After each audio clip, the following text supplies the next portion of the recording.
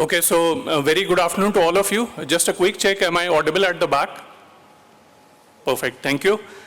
Okay, so thanks once again to the organizers for giving me this opportunity, and my session would be a sort of reinforcement or a complement of my previous speaker.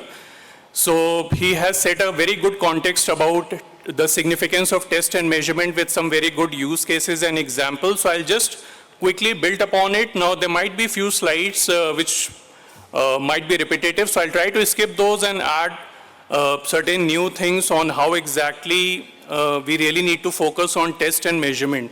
Because if we talk about EV as an industry in particular, this is like a very new, unique industry wherein the entire ecosystem is sort of changing at the component level up to the very high-end level.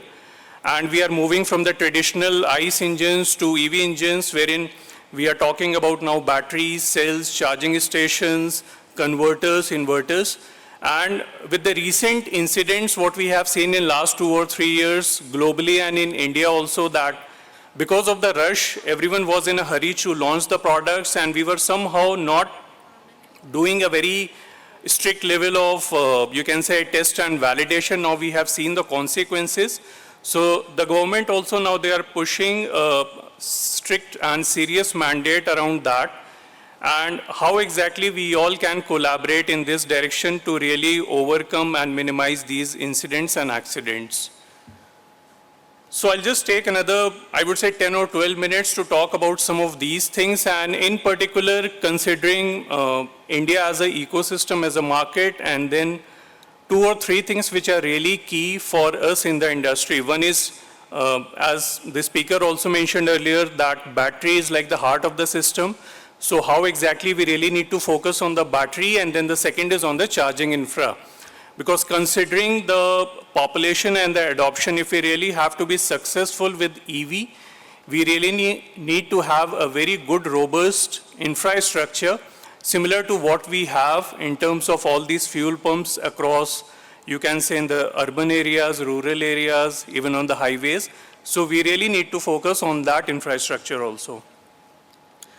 Okay, so this bar in the previous slide, like we have already seen, so definitely we all agree that now there is a huge demand of EV, and in next 3 or 4 years, it will be like we will see majority of EVs on the roads, be it 2-wheelers, 3-wheelers, 4-wheelers, even on the high-end vehicle side.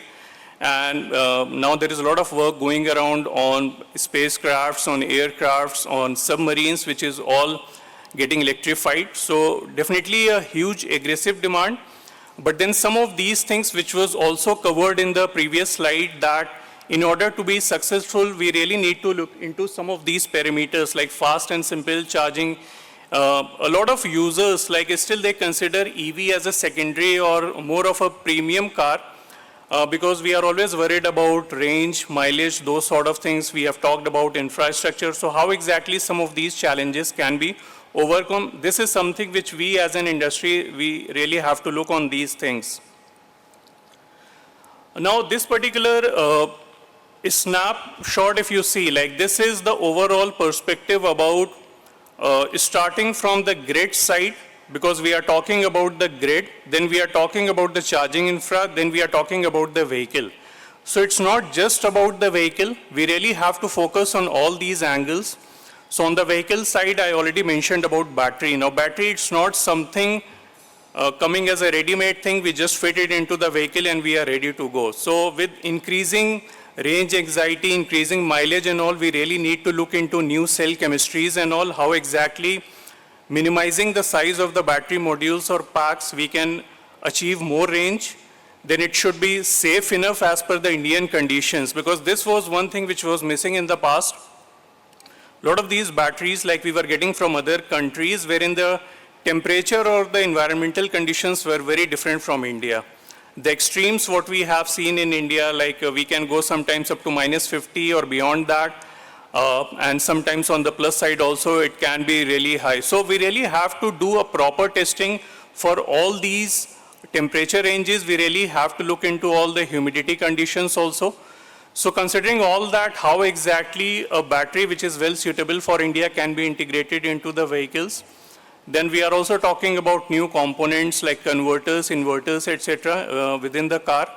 Then a proper BMS system on the battery which can constantly monitor the good cells, bad cells, life cycle of these things. On the other side, like then we come towards the charging infra. So now charging infra, I'll talk more in the later slide, but just to give you a quick idea, like typically for four-wheelers and beyond, there are well-defined charging standards as per different regions, and India also is having its own standard now. So how exactly we ensure that there is a proper compatibility between the vehicle and the charging station? And then the last one is on the grid side. Now, many of us actually we are just focusing on battery and grid, battery and charging infra at this point of time.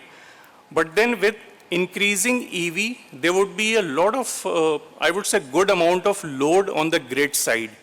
And especially when we are already facing such a challenge, we really need to look into how exactly we can smartly and intelligently utilize the grid electricity power.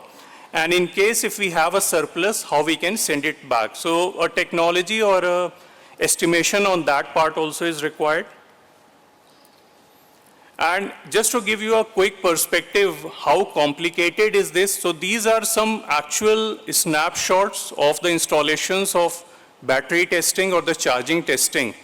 Some of us might think that we just connect a simple power supply and the job is done. So that's not the case.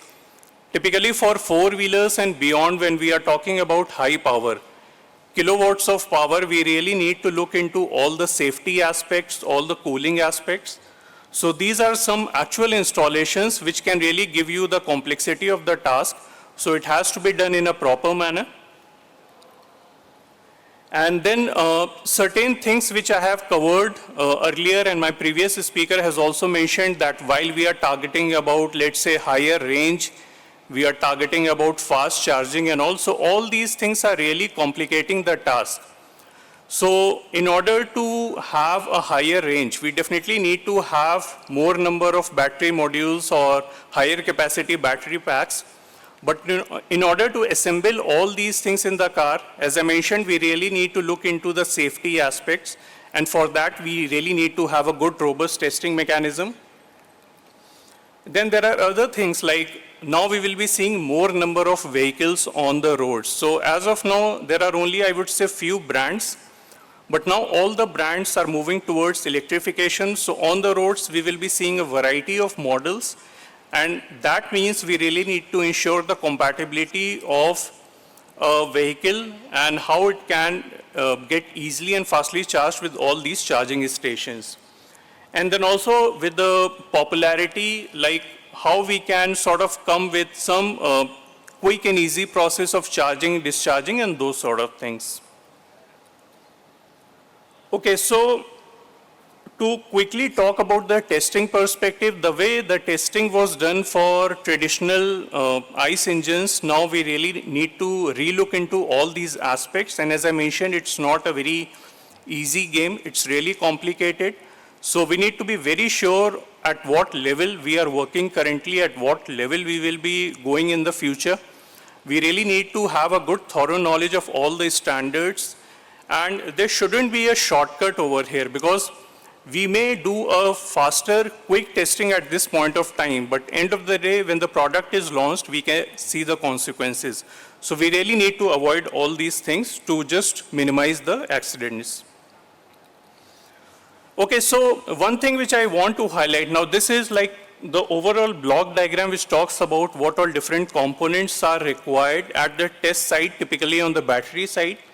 So I'll not talk about the individual instruments over here because this is already covered in the previous presentation, but some of the other things which I want to highlight. So one is the chambers, because battery cannot be tested in an open environment from the safety perspective, so we really need to put it inside the chamber. Then there are other things like a software. So software can really play a crucial role. So I'll give you a quick example. Like one of the parameter which is being tested is called as the charging and the discharging cycle. Now, in order to do such test in the traditional manner, we really have to do this for like a few weeks and few months. And we cannot afford that level of testing. So now there are certain tools, certain software which are available, which can cut down all these time frame to within few hours, I'll say. And this really helps in sort of simplifying the testing part and also making it quick and easy. Coming on the charging infra side, so at the charging side also, like you may be working on the vehicle side, you may be working on the charging infra side, or you may just want to check the compatibility between the vehicle and the charging infra. So again, different sorts of requirements, different parameters which needs to be tested over here. And these are certain scenarios, like let's say if someone is working on the EV side, I want to do a particular testing with respect to a standard. Now, apart from current, voltage, temperature, thermal profiling, all these things, we really have to look into the protocol part also. So as I mentioned, typically for four-wheelers and beyond, there are different standards, global standards as well as Indian standard also. So most of you might be aware about things like Type 1, Type 2 connectors, CCDS, CHEDEMO, GBPT. So these are different standards, and each of these standards, they have their own protocol. Now, protocol is something like how exactly a signal flows through the cable from one point to another point. And again, it's not like a simple thing. There is I would say, huge amount of engineering which is behind that. But the simple thing is we really need to cater to all those standards, do a proper testing around that. And again, different parameters are done over here. This is another scenario, there was for EV test, then we have this for EVSE test. Now, EVSE is again like on the other side. If you are more on the charging station side, you want to mimic a vehicle for that. So the summary is, be it at any point, at any node you are working, there are tools available now which can help you in emulating both AC and DC parameters. It can help you emulate a vehicle. It can help you emulate a charging standard also. And this is one such solution which I want to highlight. So this is like again built on a modular open concept, wherein as per the standard you can choose the plugin. You can do all AC DC charging testing. You can do different types of standards charging. And this all comes along with a particular software also which can help you on the protocol part also. This is the software which I was mentioning. That software again plays a very critical role over here because we really need to look into the system, all the packet details, protocol details, which is something similar to what we are seeing on the wireless standards or telecom standards also. And last but not the least, I mentioned about the grid side. So this is again a very key pillar, I would say, that while we are focusing on the battery side, on the charging side, we really need to ensure that we are consuming the right amount of electricity from the grid. And in case if there is a surplus, how exactly we can send it back and then use it at the later side. So this is a very quick summary around the significance of testing. So any of you, like if you are already in this domain and if you want to know more about some of these things, so we are in the exhibition area. We are demonstrating some of these solutions. Our technical experts are there. So please feel free to visit us and we will be more than happy to share some additional details about these things. If there are any questions, so I'm happy to take it now or later. But this is just the end of my session. Thank you so much.